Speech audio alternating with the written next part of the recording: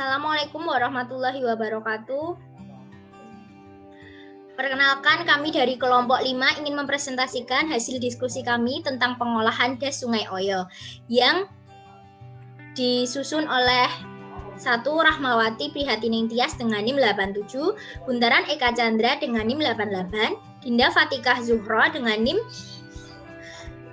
89, Anjani Krisna Dewi dengan NIM 90, Dewi Madujandani dengan NIM 91, Marcel Mahendra dengan NIM 93, Aura Fida Rahmadina dengan NIM 98, dan Felinda Akila dengan NIM 97. Kemudian ada tabel of contents, yaitu 1. Keadaan umum wilayah das Sungai Oyo, 2. Karakteristik biofisik das Sungai Oyo, 3. Permasalahan das Sungai Oyo, 4. Pengolahan das terpadu Sungai Oyo.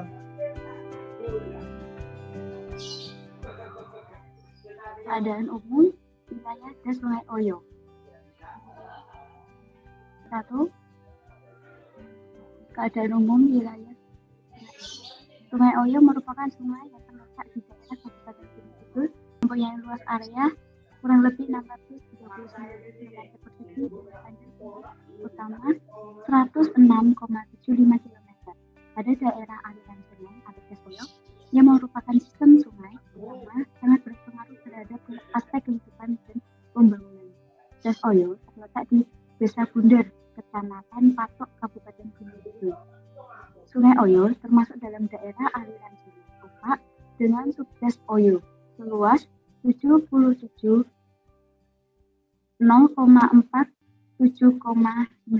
ha dengan lokasi dominan terdapat di Kabupaten Gunung Kidul 77,06% dan Kabupaten Bantul 13,85%.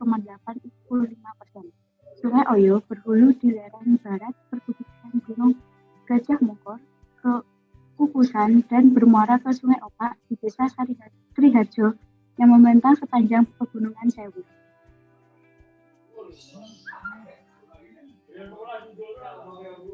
Das Oyo terdiri atas 13 subdas, antara lain subdas Buyukan, Celeng, Dunyo, Dongo, Juwet, Lunyu, Munggur, Oyo Hulu, Oyo Hilir, Petung, Perambutan, Sarandan, dan Widoto. Kemudian karakteristik biofisik das Sungai Oyo.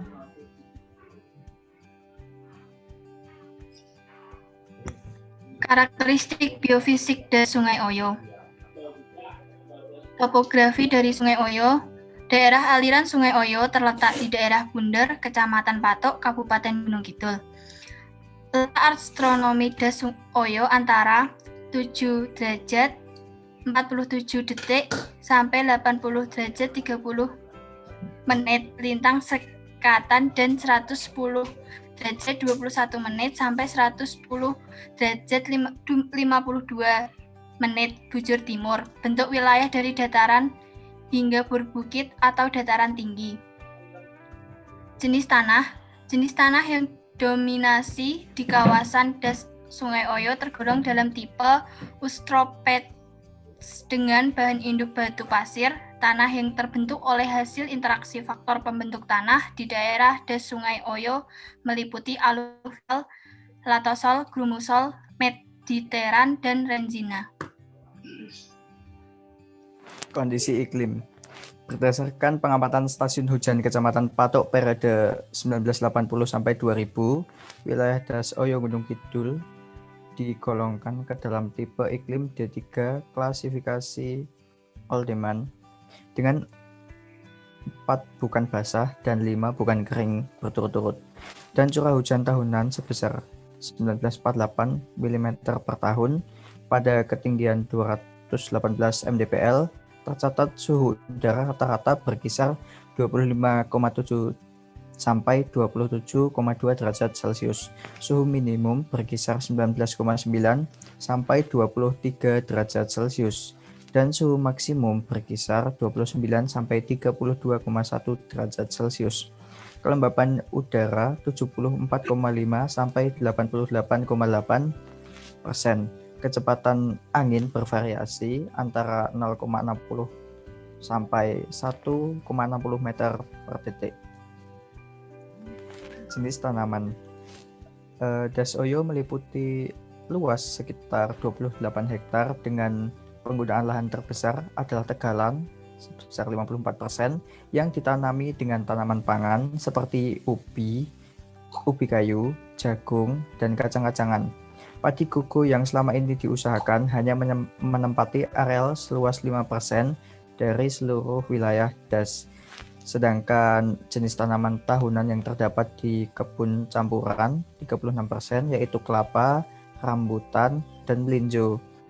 Tanaman kehutanan yang dijumpai yaitu tanaman jati, akasia, sono keling, dan mahoni. Kemudian permasalahan Das Sungai Oyo.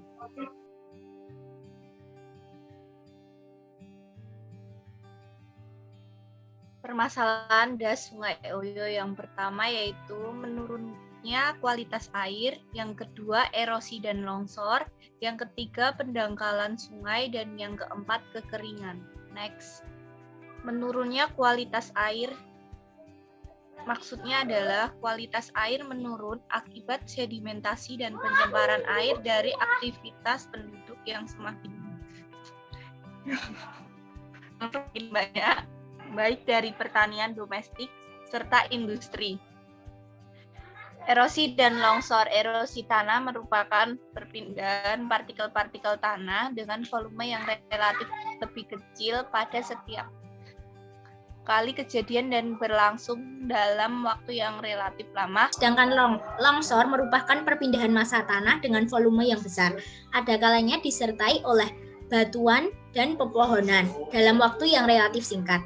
Kondisi Das Oyo sebagian besar merupakan bentuk lahan pegunungan perbukitan struktural denudasional dengan lereng yang curam dan penggunaan lahannya berupa tegalan sehingga rawan erosi dan longsor. Gerakan massa tersebut melalui 3 tahap yaitu pelepasan, pengangkutan, dan pergerakan dan pengendapan.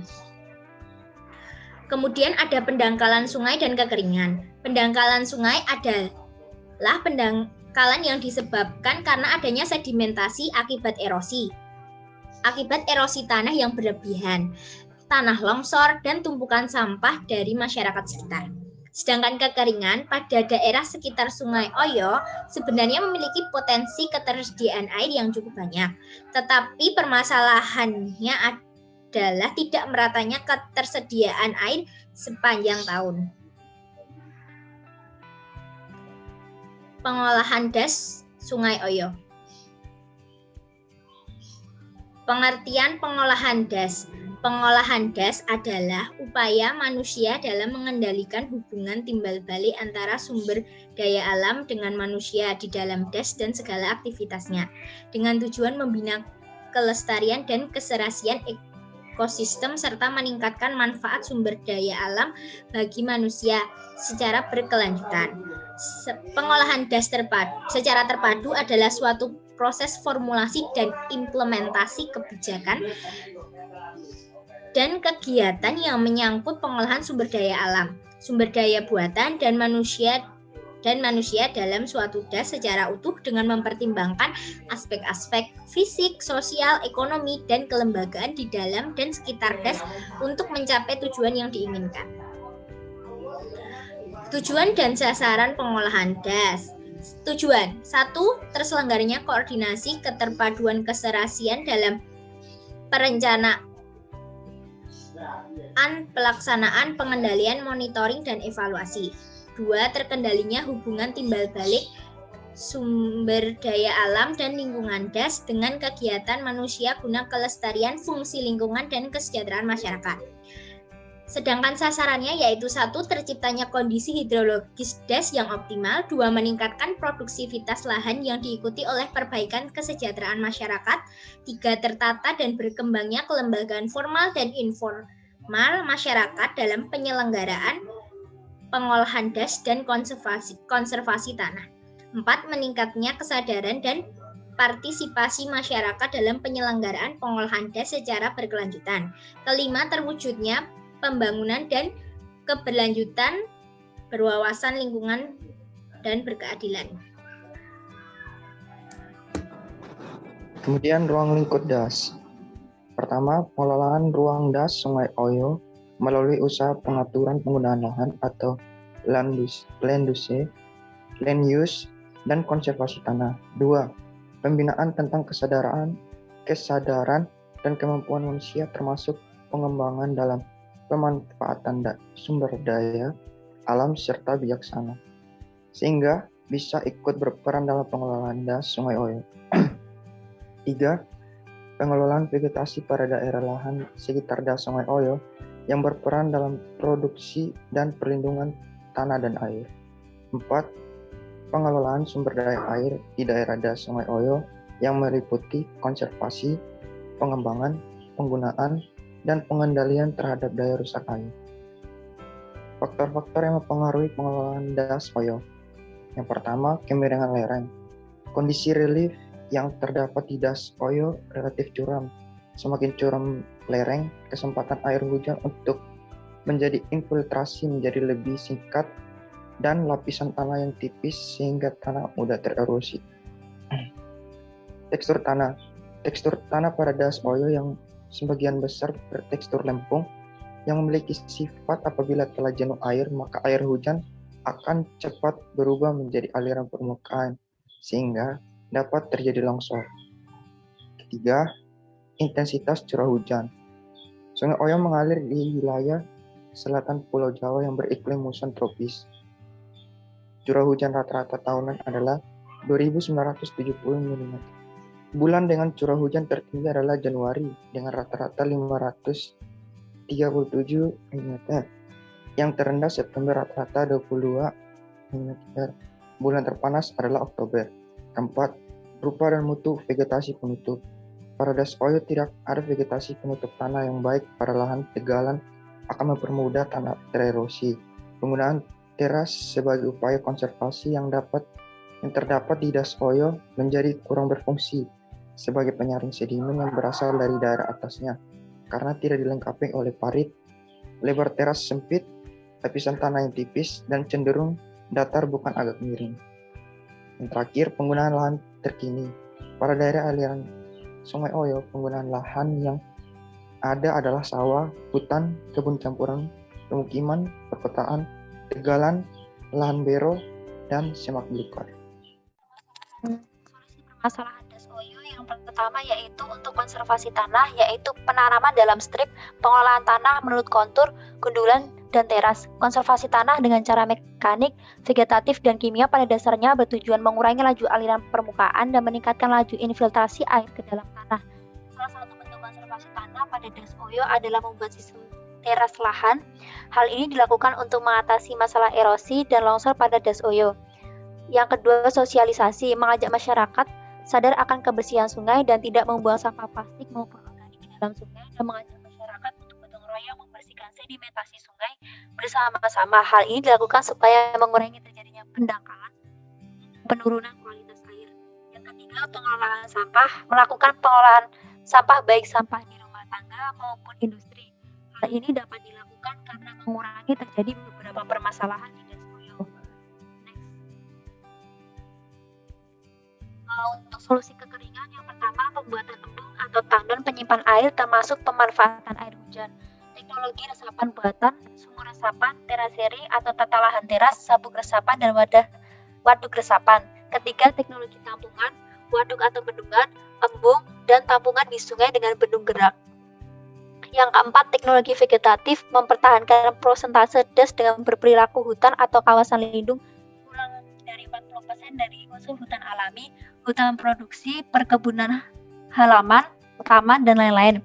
Yang kelima, teknologi efisiensi penggunaan air, pintu pengatur air yang kedap dan presisi, jaringan irigasi pendek dan kedap, penggunaan ulang air, lahan pertanian tertutup, irigasi tetes dan semprot.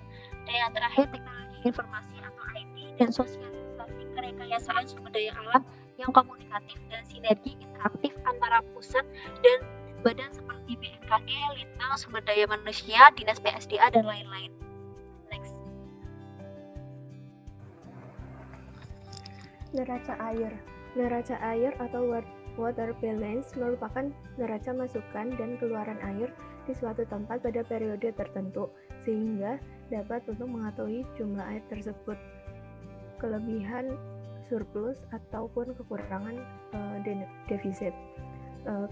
Kegunaan mengetahui kondisi air pada surplus dan defisit dapat mengantisipasi bencana yang kemungkinan terjadi, serta dapat pula untuk mendayagunakan air sebaik-baiknya.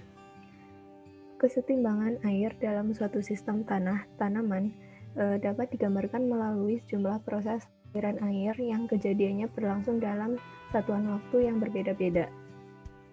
Berikut adalah neraca air pada das Oyo. Ada input dan output. Input ini ada presipitasi sebesar 1956 mm per tahun. Kemudian ada output yang berupa runoff yaitu 30 mm per bulan, evaporasi 62,4 mm per bulan, infiltrasi 58,59 mm per bulan. Kemudian neraca air dapat dihitung dengan rumus presipitasi dikurangi dengan penjumlahan dari runoff, evaporasi, dan infiltrasi. Neraca air das Oyo dapat diketahui 144,12 mm per tahun. Jadi dapat disimpulkan bahwa neraca air pada das Oyo masih mengalami surplus. Berikut adalah daftar pustaka untuk das Oyo. Sekian presentasi dari kelompok 5. Jika ada salah-salah kata mohon dimaafkan. Wassalamualaikum warahmatullahi wabarakatuh.